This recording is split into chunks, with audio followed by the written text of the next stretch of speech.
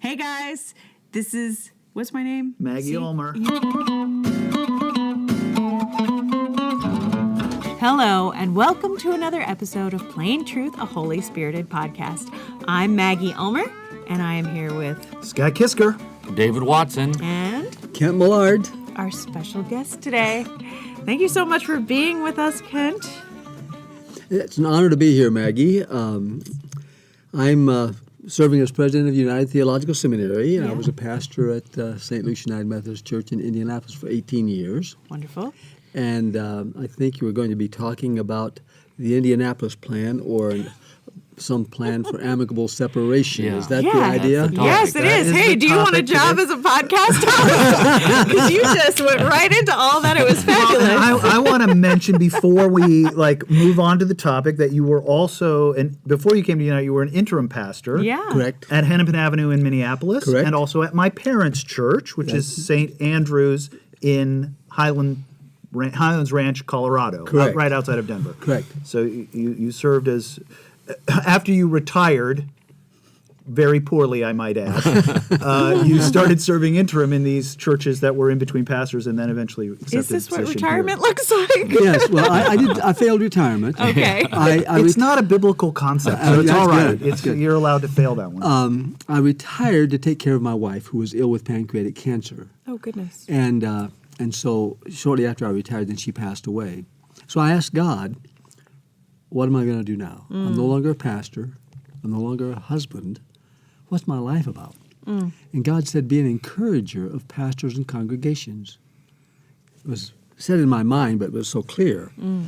And I didn't know what called that a word meant. of knowledge. A word of knowledge. Yeah. Word of knowledge. Yeah. And so I didn't know what that meant, but then I discovered, because pastors started calling me and asking me to come and preach on stewardship, because I'd written some books on stewardship and giving, and so I helped churches with their financial drives, and then was asked to be interim pastor at Highlands Ranch, St. Andrew, for 4 or 5 months between pastors, and then at Hennepin Avenue in Minneapolis, which is a reconciling congregation, for 10 months in the winter in Minneapolis. Oh, goodness. And Because the winter does actually last 10 months in Minneapolis. Yeah.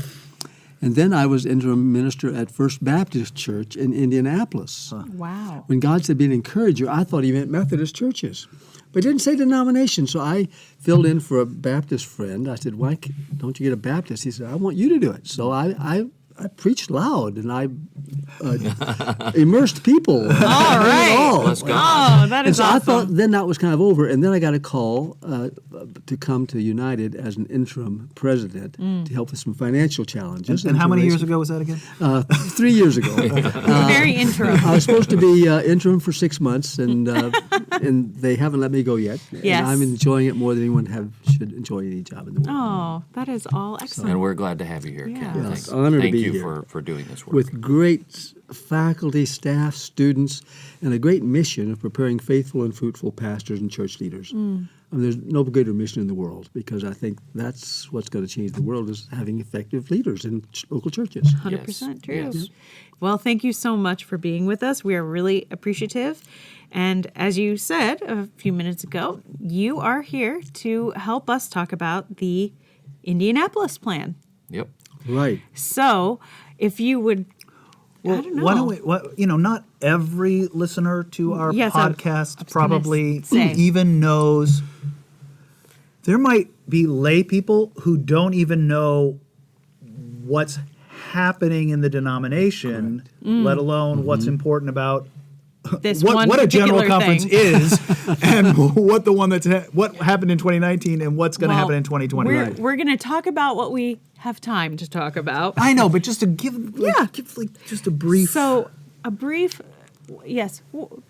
David, what's happening in our denomination right now? Well, basically what's happened, my read on it, is that our governance as a denomination has largely failed.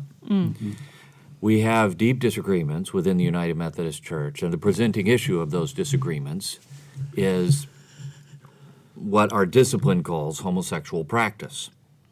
And there are people within the denomination who believe that the current language in the discipline, which is that homosexual practice is incompatible with Christian teaching, expresses a correct idea. And then there are people in the discipline, in the denomination, who believe that it expresses an oppressive and wrong-headed idea. Unjust idea. And so, we've been debating about this since 1972. Yeah, for a long time we've been debating about this.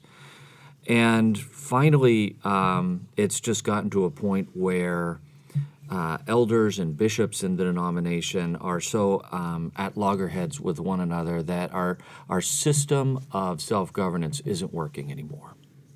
And so we have to find a way to move ahead that honors the convictions of all involved, that allows us to have peace with one another, and continues to so that we can continue to advance the mission of Jesus Christ, unencumbered by all this fighting that we're doing.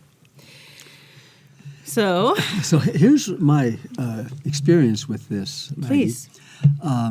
I was at General Conference in St. Louis in 2019. Which in was February. especially called General Conference. Correct. Yeah. And it was supposed to resolve the issue.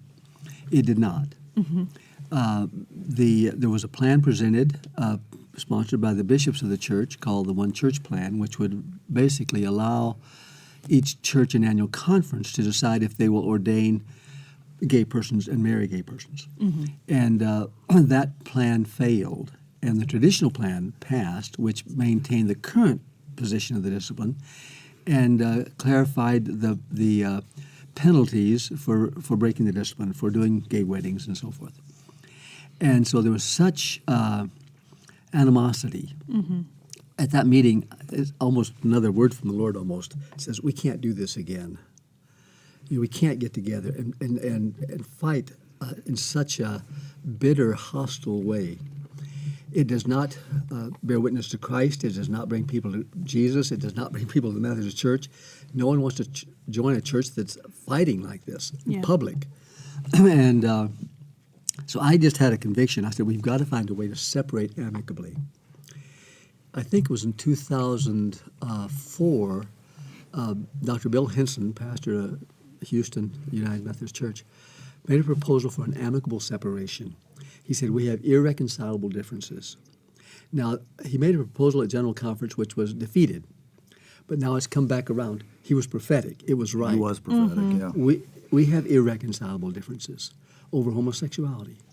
And so I said, we've got to find a way to separate amicably. And then I got a call from Keith Boyette, head of the WCA. We had met a few times, and he said, I understood that you think it's time to separate. And we need to tell people what the WCA is and why it's interesting that the head of the WCA would call you. Yes. The WCA, the Wesleyan Covenant Association, is sort of the leader of the traditional wing of the church and trying to uphold the biblical and disciplinary standards, and was involved in helping pass the traditional plan at General Conference. And I'm generally seen as a centrist. I was pastor of a large church, which had, we had 1,000 conservatives, 1,000 liberals, and 4,000 in the middle. And I said, all of them, I wanted them to know that they're loved and saved by Jesus Christ, regardless of their theology. That is, by the grace of God, we're all saved. But so Keith called and he said, I know that you think we should, it's time to find a separation plan. And he said, could you get some progressives and other centrists, and he would get some traditionalists, and we would have a meeting and see if there's any possibility of working something out. So I contacted Darren Cushman-Wood, who is a leading progressive pastor in Indianapolis at North United Methodist Church. He's a Reconciling Ministries congregation. And he and I had talked, and he said, we got to stop fighting like this. This is crazy. And we got to find a way to separate.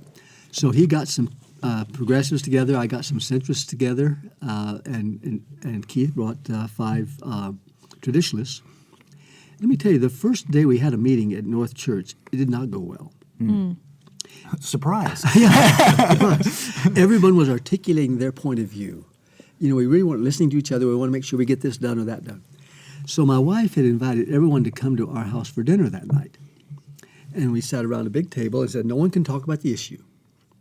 Just get acquainted with each other. Now, I want to say one of our progressive pastors said to me afterwards, she wound up sitting next to Keith Boyette. And she thought, oh no, I have to spend the evening with him. Then she said, I discovered he is such a nice man. He listened to me about my problems in my church. He wanted to know how we were ministering to gay people. She said, he didn't fit any of my stereotypes. And that helped everybody because they got acquainted personally with the families and churches of others. So the next day, it was all different when we met. People actually listened to each other. And after a while, we were listening and kind of coming to a consensus. Someone started writing things down, and they wrote down 5 statements. And we went around and said, can everyone agree with these 5 statements? And it was unanimous. Nice. Do you remember what the 5 were? Yeah, they're in the plan. document. Okay. They'll come in the document. And I think it's worth pointing out that unanimous anything in church anywhere is kind of miraculous. Well, that is just absolute evidence. They were all in one accord. Yeah. Yes. Hello. Is Jesus And coming especially back that tomorrow? group, I mean. and everyone felt that. And so finally, someone said, I think it's time for Holy Communion. So we broke right there, and we went into the chapel and served each other communion. Beautiful. And everyone was crying. I mean, to think where we were the day before and the way we were here. Now, it was not all worked out. We would have disagreements along the way. But the basic framework was simply that we've got to find a way to separate graciously. We don't want to keep fighting. So I think when people are deciding about what plan or what thing they should do, you have to make that decision first. Do you want to keep the fight going? And some people do, because a lot of progressives and centrists think, let's fight again in Minneapolis and we can win this time. I mean, that's why. Well, and there are traditionalists who And feel the the same traditions way. who want, we can fight, we can win this time.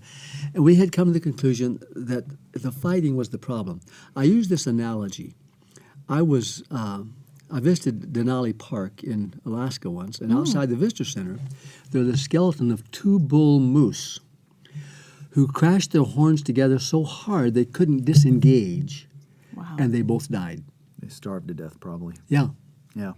So I think that's kind of the situation. We've rammed our horns together so hard, we're taking us all down. So we need to disengage, to separate I think is and live. beautiful about that image of you guys taking communion together and weeping is, one, it's just an evidence of the softening of hearts one for another, but also it's a genuine expression of grief because you'd agreed on the 5 points, which were, we are going to go separate ways. Right, right.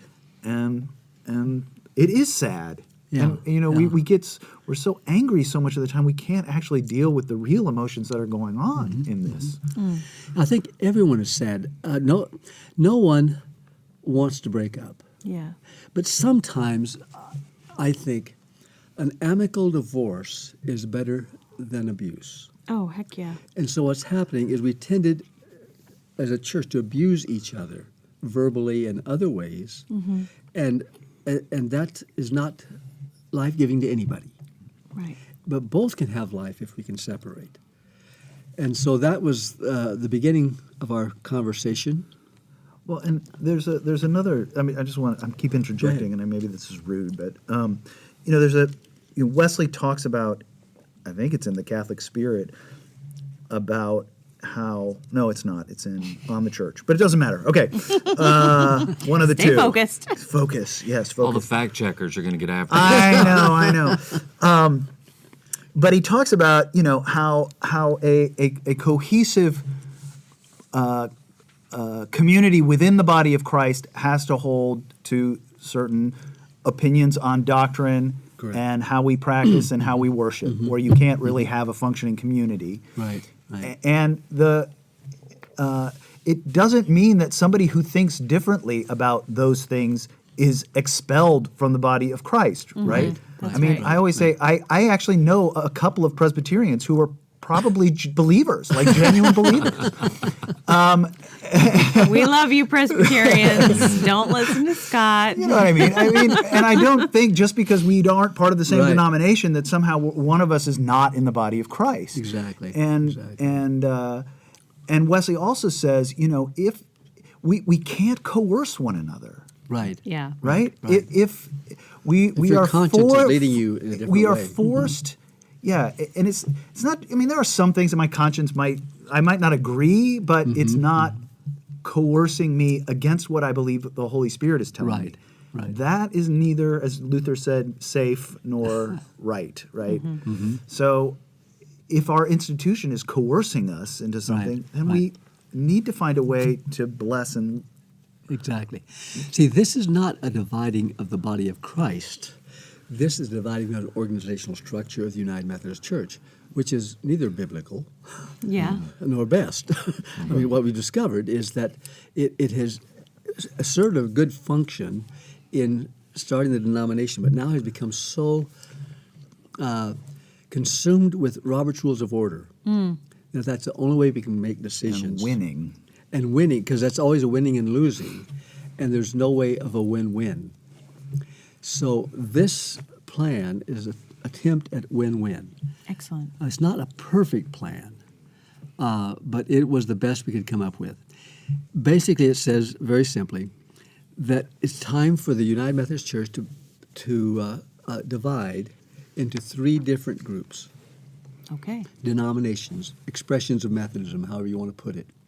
That there would be a traditional group, which would, and we describe it as that, in this case, that group which would hold to the current discipline in terms of homosexuality, and also talk about lessening the structure and having a general conference that has less overhead and things like that. And then a centrist group, which we discovered that the United Methodist Church has a constitution. And in order to do anything, you have to amend the Constitution, which is very difficult to do. So we had to get around, how do we get around that? That's one of the things we agreed on. How we got around that was by designating the centrists as the continuation, the legal continuation of the United Methodist Church. So the United Methodist Church does not dissolve. It continues in the centrist expression. And then a progressive expression. For those who, on the other hand, want to insist that any church or pastor in that group will be required to conduct gay weddings and ordain gay people. That's essential to that part of it. So that's where we agreed. Okay, we're going to have 3 different expressions. Now, in the document, sometimes it says there's 2, sometimes 1, because the progressives said, we're not sure we're ready to split. We might want to stay with the centrist for a while and then split. So we have both options in there. Well, now isn't there a sort of a liberationist, progressive, Yes, now there's... centrist, There are factions traditionalist? within factions. Yes, the progressive group has broken into 2, one that wants a liberation church and one that wants a progressive church, so that they're not together. And that's part of the difficulty with all the groups. So,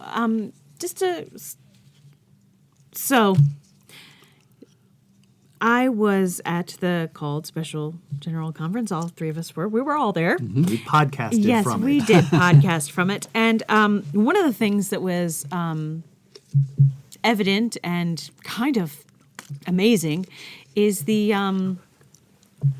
machine. The machine that communicates what is happening and what is not happening, and the lenses through which this narrative get presented are multifaceted. Many, they are manifold. Many, Legion? yes, there are lots of them, and so sometimes it's hard to know what's real and what's not real, and I know from being there, just even in the moment, you would see, I would watch something happen, and then I would read an account of it on Twitter or Facebook, and it would be something else entirely. Exactly. And so I'm just wondering, as these plans go out, how has it been holding up through the, for lack of a better term, the rumor mill? Well, the rumor mill is strong on all the plans. Yeah. And when our plan first was presented, it was presented as a dissolution plan. And although we say By whom? By anyone critics. who's not Oh, by for it. critics, but Yeah. not by you all. Not by us. Right. but- I was going to say, because doesn't point 2, I'm looking at it right here, Right. say the United Methodist Church would not be dissolved, Yes, point 2 in the plan. Yeah. but would have its legal. So that argument has kind of gone background at first, but it was strong at first, and I got tons of email. Why are you dividing? Why are you dissolving the Methodist Church over this? Another rumor is that this is really a traditional plan with a veneer of centrist and progressive support.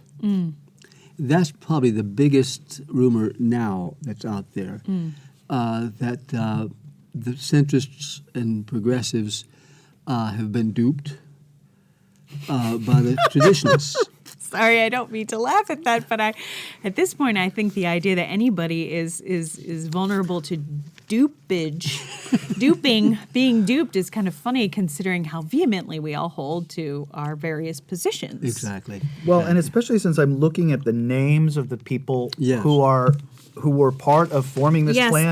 they hold a lot of integrity they're, in their they're not particular- exactly yeah. lightweights. No. That's true. That's true. You know, I don't. But it's also if the conservatives are duping everyone, we're certainly. I mean, it's not much of a dupe because most of the denomination is going to the centrists in this plan, right? I mean, Well, yes, conservative yes. churches, if they want to leave, can leave with their property, but the denomination continues with the centrists. And let me just say, this was a compromise. We were saying, okay, one of us has to take the legal continuation of the United Methodist Church. We could make the argument that it should be the traditionalists, because the traditionalists have followed the discipline for the last 47 years, and they uphold the discipline more than anybody else. So, And they've upheld the discipline in 20, and they, Yes. won, for lack of a better term, in 2019. so they should continue the church. And so we talked about that. I don't think the progressives ever said they wanted it. So, and as we talked, I think one of the traditionalists said, well, the truth is, I think that the one who takes the church has to have an appreciation for the boards and agencies because they'll be going with you. And he said, frankly, a lot of traditionalists don't have a great appreciation for other boards and agencies. So in order for fairness to that whole experience, Process, yeah. that it should go to the centrists. That makes So that was sense. one of the things we had to decide on first. Yeah, and I mean, for people who don't know, having the boards and agencies, Like the General Board of Higher Education and Ministry, Right. the General Board of Church and Society, General Board of It's Discipleship. sort of like the components of the institution. Right. Right. and also the boards and agencies all have their own endowments Correct. of significant Correct. value. Like if United had the endowment of some of our boards and agencies, Yes, we would be well happy. off. We'd be well off. Yeah. And they have property Right. Right. So it makes that's sense. very like Now- across Yeah. the street from the Now, we Capitol did have building. some compromises on that because everyone said there are some boards and agencies which we all want to support. So WestPath, Yeah. the pension agency, will all Yeah. continue to work through WestPath. Board or- of Publications, we'll all continue to work with the Board of Publications. UMCOR, United Methodist Committee on Relief. Committee on Relief. Yeah. And then later, we found out the United Methodist Women and United Methodist Men wanted to be supported by all groups, and so that was agreed. So those 5 or 6 will all continue to provide services to each of the 3 denominations. And each denomination will decide what level of support it will be, probably dependent on what level of services they get. Right. But the other boards, like the largest, the Board of Global Ministries, Board of Church and Society, Board of Higher Education and Ministry, those would continue to be in the centrist denomination. And in this scenario, Kent, what about seminaries? Where do we go? That's a very good question, David. I wonder why. When people ask me, Not that this is an existential question. Yeah, right. Yeah. which way are we going? I said, well, the United Theological Seminary has students from 30 different denominations. Right. If United Methodist Church breaks into 3 different denominations, we'll take them from all 3. Because the truth is, we have some from each of those constituencies right now. Right. So that as a Yeah. seminary, we don't have to make a decision. Because we serve Presbyterians, Baptists, Lutherans, Mennonites, Assembly of God, I mean, lots of different places. So we can still educate people to be faithful and fruitful pastors in any denomination. The effect on us will be, because of this division, the Board of Higher Education and Ministry will receive less apportionments. And therefore, they'll have less funds to provide to the 13 United Methodist seminaries. So we have already been told that our apportionment in 2021 will be cut in half, Oh, my. and other seminaries the same. So if you good listeners want to support United Theological Seminary, You know open where your to find checkbooks. us. You know where to find us. But we've known for a long time that the ministerial education fund money that we get from the denomination wasn't going to last forever. Correct. Yeah. correct. Right? That with the decline in the North American denomination, part of the denomination, it just wasn't sustainable in the way it was. And seminaries are going to have to be able to live without that money. Correct. Correct. And so, this isn't a total surprise to us. It's just happening maybe a little faster than we thought it would. And it applies to every seminary. Yeah, that's right. That's And right. our response as United Seminary is we've been paying off a mortgage, and so we're trying to pay off our mortgage early so that the funds that we were putting into a mortgage payment can be used to offset what we're not getting from the denomination. Excellent. So we've 2 years ago we had a $4 million mortgage, and we've got it down to $2 million. We hope to raise the $2 million in the next year and a half, so that when the decrease comes, we will have some funds available to help Excellent. offset that. That's But awesome. That's our plan. It's a good plan. Well, one of the things that people talk about a lot in this plan is conferences and churches have to decide. Now, we agreed that we want to have as few votes as possible. So every church doesn't have to decide, but how to make it as few as possible. So we decided, unlike any of the other plans, that annual conferences can decide if they'll become traditional, centrist, or progressive. And if an annual, and that the voting would be by simple majority. Now, in all the other plans, Wow. they want a 2/3 majority, but when you're dividing among 3 things, you can't get a 2/3 majority. Yeah. No one can. So we said a simple majority of an annual conference vote. If they can't get even a simple majority, then by default, that conference in the United States would become centrist. In a similar way, in the central conferences, particularly in Africa, if they can't decide, it will become traditional, because 90% of the central conferences are traditional. So that would be logical that they would become traditional as a part of that group connected to the United States. Right. And then local churches, if you're in a conference that is decided to be centrist and you're a centrist church, you don't have to vote. You just keep going. If you're a traditionalist in a centrist conference, then you do have to vote as a church. Do we want to stay in this conference, or do we want to join those other churches in our conference that are traditional, or those in the next state that are traditional, and form an annual conference with this group? So what is, say for instance, what if a church isn't particularly, what is involved in becoming associated with one particular stream of expression?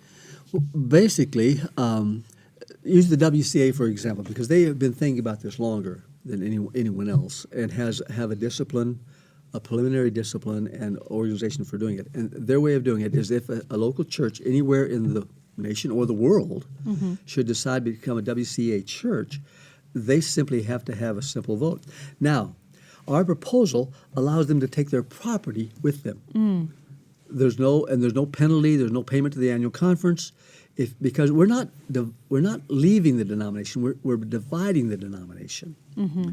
So we're going to say 3 paths that each carry on some of the DNA of the denomination. So you take your property with you. You take your pensions with you.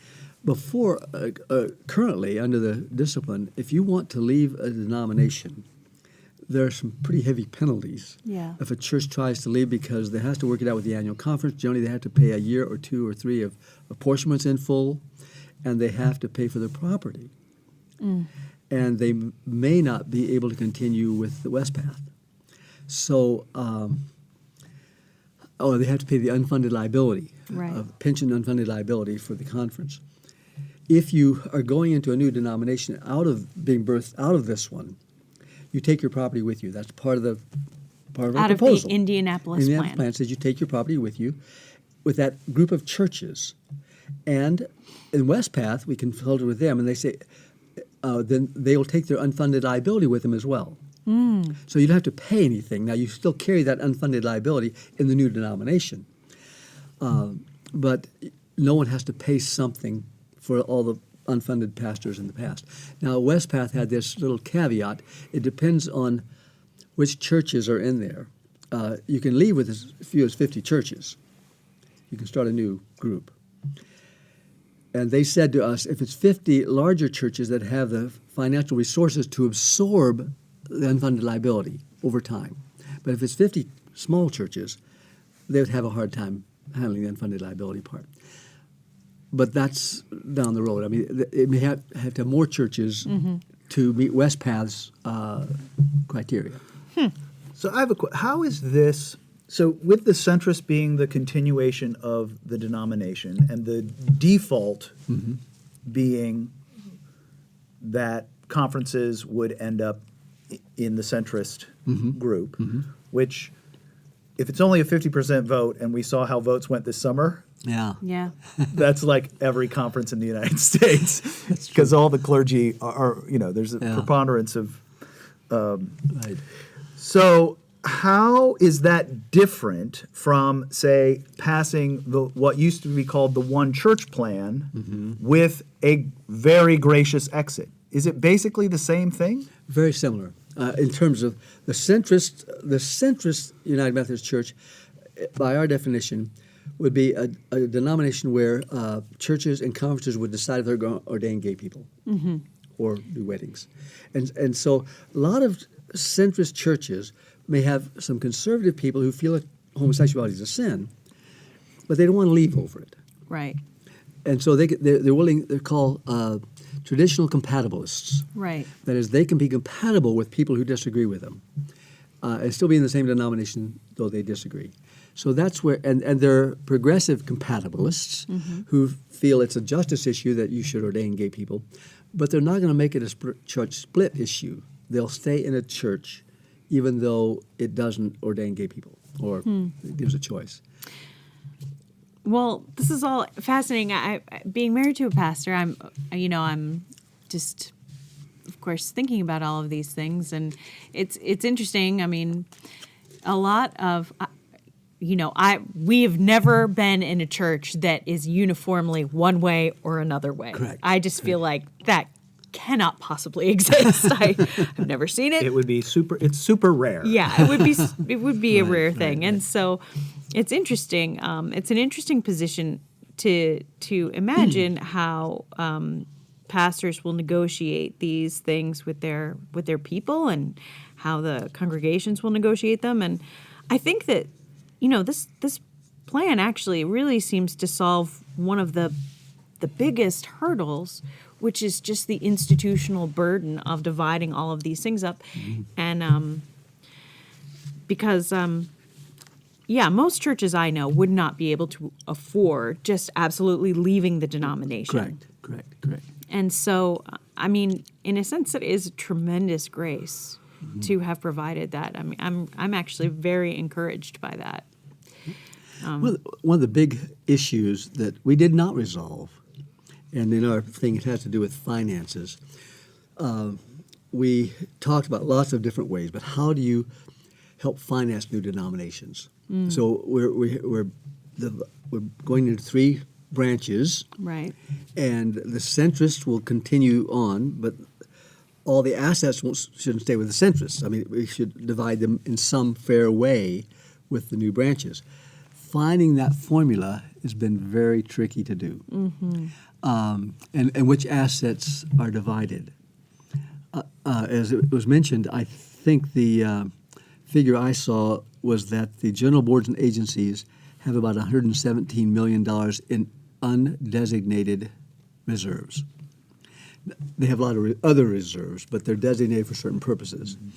So the question was, can the General Conference require them to give us that $117 million to use to start these new denominations? And there's not agreement, nor is there agreement legally about it. On the one hand, each board and agency is its own 501c3 corporation. Right. Interestingly, General Conference is not a 501c3 corporation. They are not incorporated. They don't own property. General Conference does not own property. Right. GCFA owns property on behalf of the denomination, General Council of Finance Administration. Thank you for clarifying that. And so the question was, can you require them to give some of that money back in order to use it for other purposes? Now, one legal opinion was, no, you can't.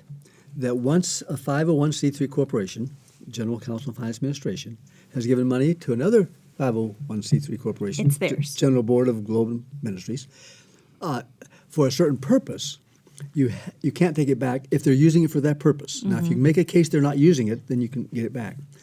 With this caveat, I understand that the law says that if you give a gift to a charitable organization and we decide within the calendar year you want it back, you can get it back. If you gave it in January, you can get it back in December.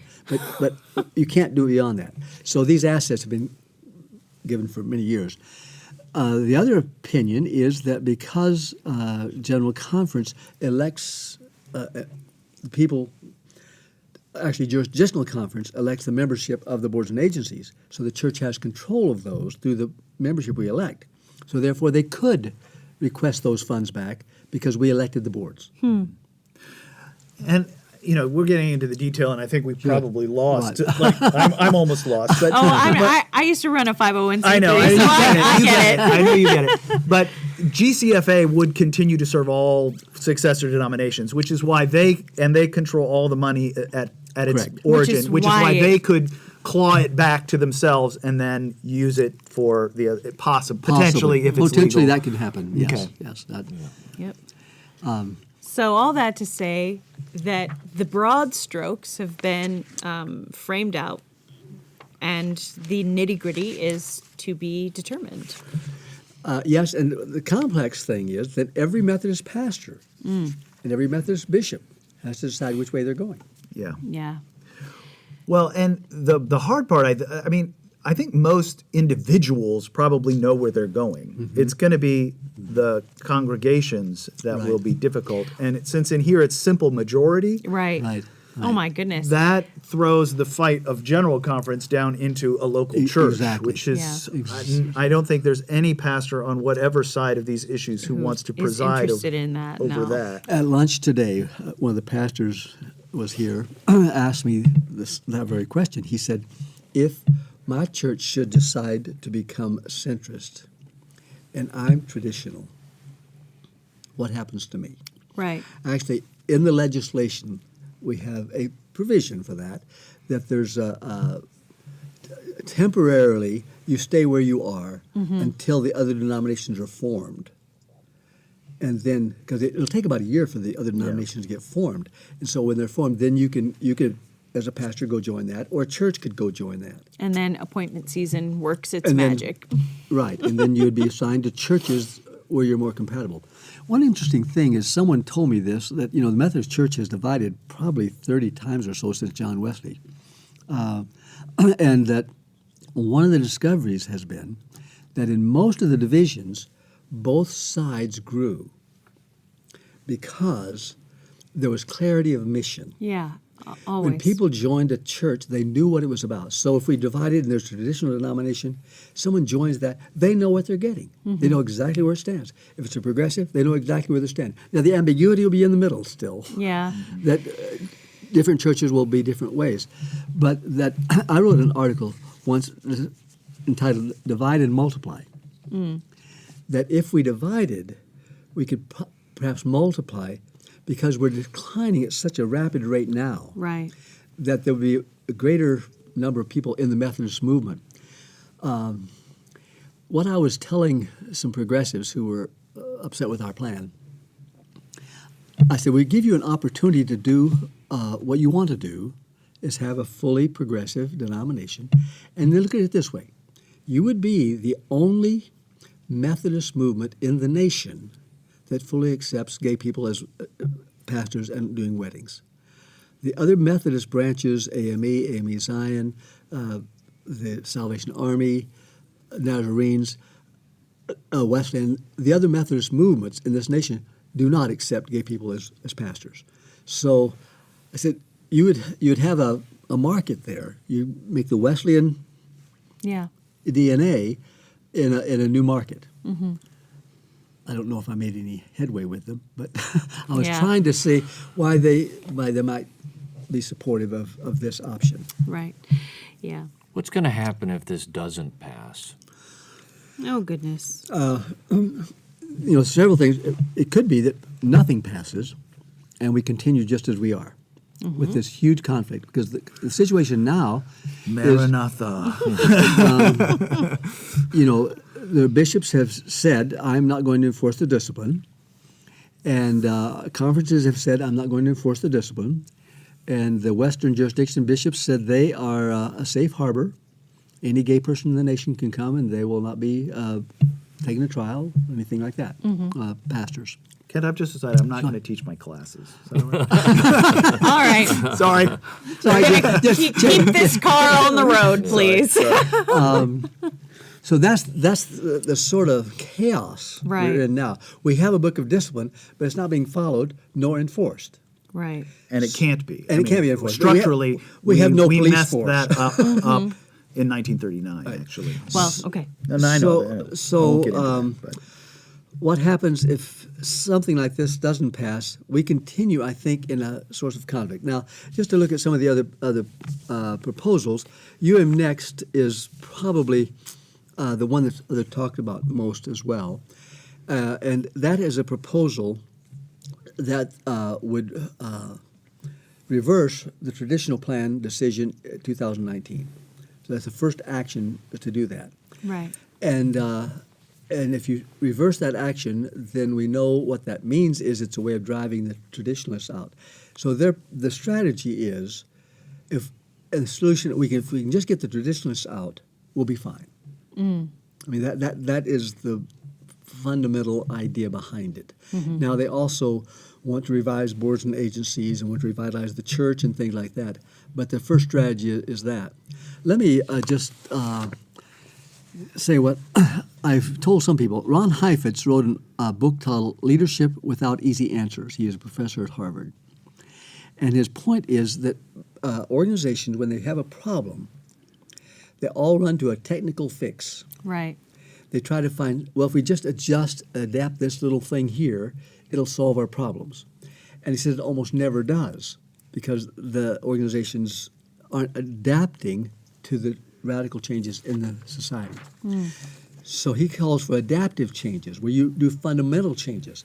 So I say the Indianapolis Plan is an adaptive change. It's a fundamental change. Mm-hmm. I don't. In some ways, the other proposals are just if we get rid of the conservatives, we'll be okay. Or the original plan is that if we just make the U.S. a regional conference, we'll be okay. I think those are technical fixes that may put like a Band-Aid on it, but it doesn't resolve the deep issues that separate us. Right. With the Next plan, do they think that, I mean, if, that plan is kind of, well, we'll just make the conservatives leave, and do they plan on Africa leaving as well, or staying, or what do they envision in that regard? It's interesting. They talk about Africa staying because Africa said they don't want to divide the denomination. Well, the bishop said that. Bishop said that, but they also want to enforce the traditional plan. I mean, the Africans do want to enforce the traditional plan, yes. That's right. Yeah. So Africa is, and because they are 9% of the Central Conference memberships are in Africa. Right. So we're a global denomination. Correct. Just to clarify, Right. I mean, plenty of lay people sitting in the pews I've spoken to often are confused about why Africa is spoken of so often, because they think of Methodism as being American, And when I say no, we're all over. We're a Roughly global. a third of the denominations Right. in Africa. Right, a third, and a third is a lot. But within a decade, it'll probably be over half. Over half. There are 7 million United Methodists in the United States. There are 5 million United Methodists in Africa. There you We're go. declining at about 10% a year. They're growing about 20% a year. So It's and at the next general conference, they will have 40 additional votes from Africa, and we will have about 20 fewer votes because of our declining membership. So For opponents of the traditional plan, it's 2020 or nothing. nothing. correct. This will be the last time. They have any hope of Right. Yeah. Turning it. overturning that. Most of the vote the- counters say, and I've had progressive vote counters tell me this, that it looks like about 51% of the delegates will be traditional at the next general at conference. 2020. At 2020. See, it was 53% last time, but America picked up some, but then the math changed. And progressive centrists are about 49% in the United States. So if we just, what we would like to avoid is that vote at all. Yeah. Yeah, right. Just don't get into that. Yeah. Just make a decision in the legislative committees. We're going to find a way of amicable separation. Yeah. And if we can do that at General Conference, I'd encourage the delegates to just consider that and try to find a way to, in your committee, to be respectful of people who disagree with you. And you're not talking about the issue of homosexuality. You're talking about how do we separate amicably? What's fair to everybody? Yeah, and I think that what's interesting is people get really lost in the technicalities Sure. of these plans, and what they forget is that at the heart of it is our ability to continue to be Christian with one another. Right. And so, I would like to really avoid that vote too, because I feel like nothing really productive or fruitful can come from What that. happened in St. Louis is not acceptable. No, it was. It was a terrible witness to the Yeah. world and to our people, and it was a terrible witness, and we can't do that again. No. So I favor the Indianapolis Plan because even though there are some things about it that I personally would probably change had I written it, I favor it because I think that it is the best plan available to us in order that allows us to move ahead in the work that we're called to. Yeah. We didn't get into this. I don't think anyone got into this, into ministry or into academics or whatever we do. We didn't get into this to fight with other Methodists. No. We got in this to teach people about Jesus and to build churches and to do works of justice and mercy. And so, if we can get back to focusing primarily on that, I think it'll be a great thing. Yeah, and I think when you consider how contentious this has become, even if it isn't a perfect plan, the fact that it can move us out of stalemate is very significant in and of itself. Right. So, Yeah. Another part of our plan, and our plan has more detail than anybody else, so we get more attacks than anybody else because the devil's always in the details, is that jurisdictional conferences not elect bishops in July 2020, that they postpone it for a year because this is the year of sorting out. right. Where churches are sorting where they're going to be, conferences are sorting where they're going to be, and you have to get that sorted out before you know how many bishops you need, where they're going to be. The bishops are in some way, I feel sorry for them, they're most vulnerable because they're totally dependent on the church institution as it is. So anything that shakes that up puts their position in vulnerability because it may be the case that we have more progressive bishops than we need after we get all of the shaking out that we don't need that many progressive bishops. So a number of bishops are retiring this September who had options to stay longer, Right. and I think it's part of wisdom. But I think, but no one, every conference is nominating their candidates for bishop in July just like normal. And I keep thinking, why would you do that when the church itself is so uncertain? Because the bishops don't just live for themselves, they live to serve a conference. And if you don't have a conference there for them to serve, why would you elect them? Yeah. Well, I mean, I'm often amazed at how the institutional machine just can chug along as if you're wearing blinders. This is what we always do, so we're gonna do this. I mean, Yeah. there's. Kent, what's the most important thing that you want people to know about the Indianapolis Plan?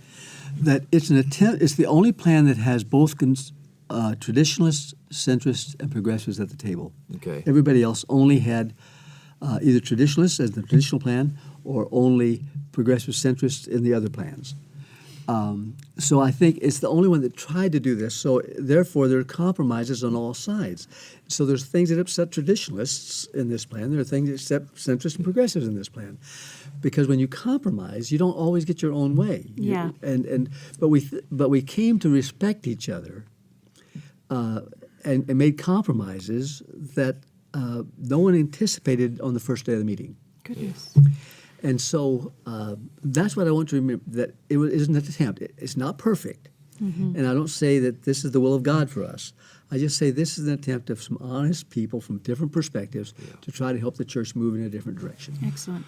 Well, Kent, and I think everyone who knows you knows that you really do have the heart of a peacemaker, and that you would never do something that you felt was a Trojan horse, that was somehow deceptive, that's just not your heart, and that you really are doing this because you want to see an end to the fighting and us get back to the work of ministry.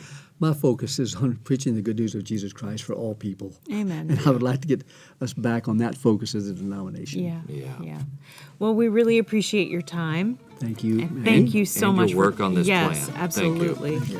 And thank you for coming to talk to us about it. And we, yes, it was very clarifying and really wonderful. Thank you. Thank you. Thanks, David. Kent. Thanks for being on with Yeah, us. thank you, Ken. Thank you, David. Thank you, Well, Scott. that's been our podcast today. Guys, thanks for listening. Hey, give us a follow on Twitter at Holy Spirit Pod. Follow Spirit and Truth at Spirit Truth Life. Give us a like on Facebook, rate and like the podcast because, of course, it helps people find us. And you guys, don't forget to check out the conference information for the Spirit and Truth Conference, March 12th in Dayton, Ohio. As always, so glad that you're listening, and we'll come back to you next time. All right, bye.